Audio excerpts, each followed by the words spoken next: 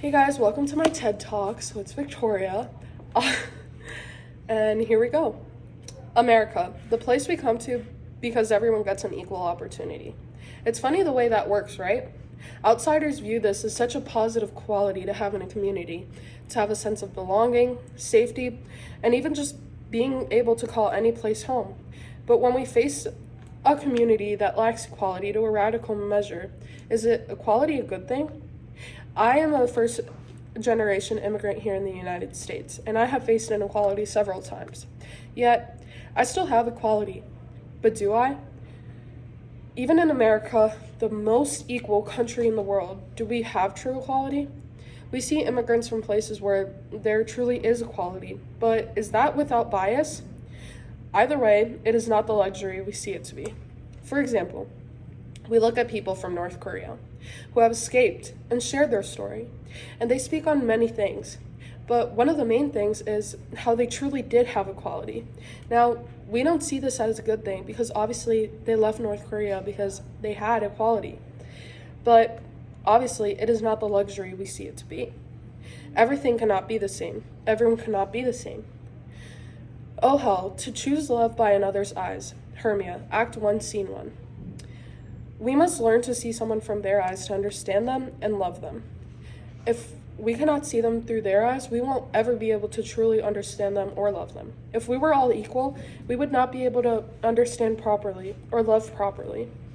And it is something we do not realize until we have it taken from us or simply tested. There's a lot of inequality around the world, and in our everyday life, we don't realize. Take a look at sports. We see the NBA and how luxurious it is to play in it, or even just be at a game, or even be married to a spouse there. But when we look at the women's NBA compared to the men's NBA, it's a completely different experience.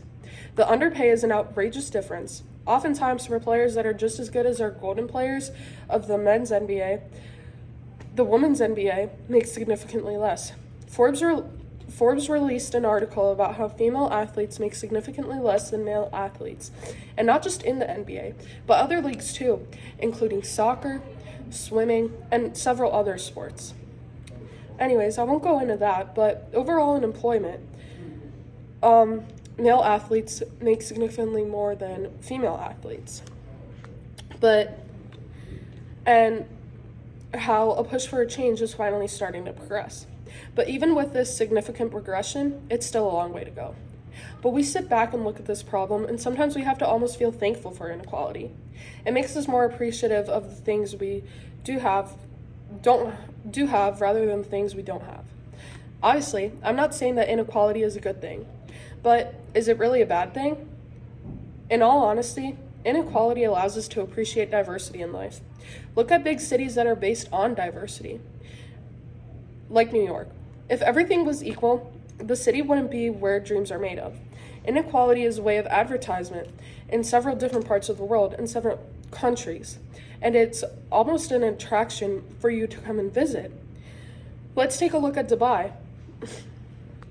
It's known for its luxury, but if it was known for all the different sorts of backgrounds and economic backgrounds and differences, then it would not be advertised the way it is unless tourists would come and see this country.